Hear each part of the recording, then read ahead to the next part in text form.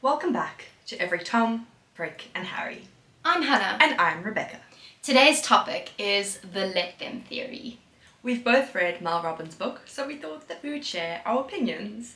There's definitely pros and cons to applying the let them theory.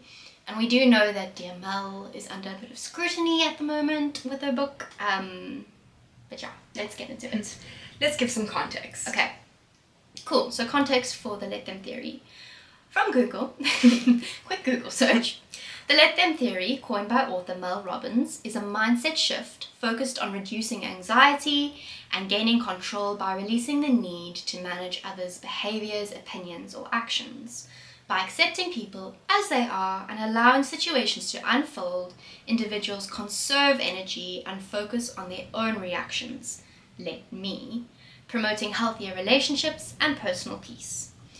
So you let go of the situation, you let them do what they are doing, and you say, let me disengage emotionally from this. So for instance, an example Mel provides in the first chapter of her book is when she scrolls through social media and sees some pretty photos of her friends. She then looks through these photos and realizes that her friends have gone away together and they didn't invite her. So in terms of practicing the let them theory in this chapter, she decides to manage her emotional reaction to this. It's obviously hurtful, but she decides that the damage is done and you just have to let them. As it's their actions and it's their choices that you can't control. So she says, let me decide not to emotionally engage with this. And in theory, this should protect your peace. I think that that's very valid. So, as summarized by the internet, the chapter summarized by the internet. If friends go out and leave you out, let them. This mindset shift reduces anxiety, as you cannot control others' actions, only your own reactions. When you stop forcing inclusion, people reveal who they are, allowing you to decide who deserves a place in your life. If you feel frequently excluded, consider when you last took initiative to invite others, as adult friendships require active, reciprocal effort. Valid. Very valid. And lastly, it is acceptable to feel upset by exclusion, but focusing on your own happiness and true friends prevents getting trapped in a pity party. That's also true. Maybe sometimes people should be petty. For a little bit, that's what she's saying. Just for a tad. You can feel upset by exclusion, But then you just say, let it go, okay. Elsa, and let them. Yes, Exactly. so let it go, let it go. So really this was 2012 when this theory was invented.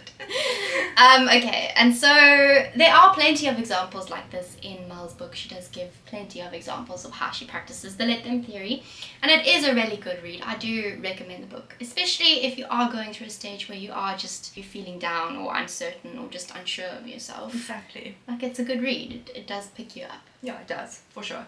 Yeah. There are pros. It definitely helps you to not let things get under your skin, turning the other cheek, and sometimes taking a step back and not responding, although it might feel wrong, is better and a more peaceful decision altogether. Valid. Okay, so that was the pros. Now it's time for the cons.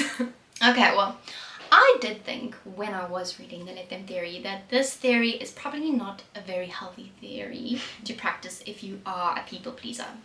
If you... yeah. People pleasers are already letting people get away with far too much at their own expense. That is people pleasing. I say, okay, it's fine, it doesn't matter. And then it's like, when actually it really does matter. Yes. People pleasers do it all the time, and then they just say, let them, it's fine, and then it's like... Exactly. The mental health professionals have also come after dear Mel, and here's some things that they've had to say. They say that the text altogether is that she gives overly simplified advice. Ouch!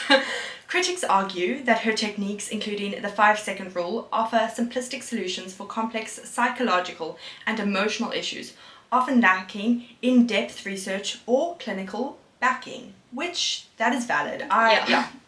Okay, I've got the next point. It says Also, relationship and behavioral concerns.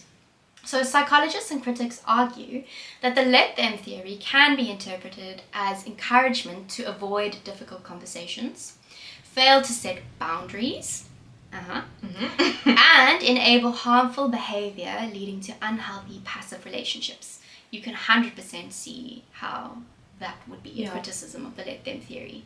It would be a way of enabling harmful behavior.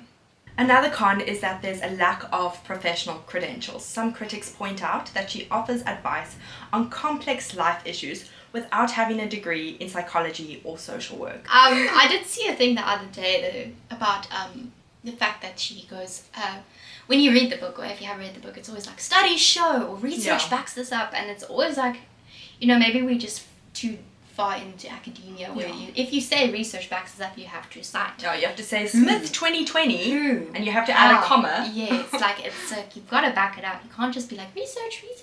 You've got to say who, how, where, when. Exactly. Like it's got to be pretty. Otherwise, you rigorously backed up. plagiarism. Yeah, rigorously backed up. So I did see something the other day that was criticizing the fact that it's quite vague. Yeah. Anyway, what's your take?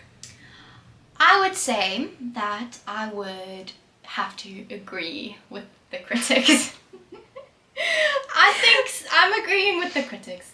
Life just becomes so much better and so much easier when you have strong boundaries, when you speak up about things that bug you, rather than just letting them. And obviously within reason. Like, I'm not saying go on a warpath and be like, you are irritating me, tell you off, I'm telling you off, you're bugging me, you're irritating me, like this, like, you can't be like that. It's within reason. You can't go Adios. on a warpath. No, you can't go on a warpath, and it really, really is a balance. But yeah, as I was saying, I would have to agree with the critics. I think speaking up about something, especially if you're feeling uncomfortable and you would rather just let them, in the long run, is always better. And you should. It happens in your classrooms, it happens in your workspaces, it can happen in your friendship circles, it can happen in your relationships, it can happen anywhere there, it happens anywhere. If you don't speak up, you are going to end up being the one that does everything at your own expense, Exactly.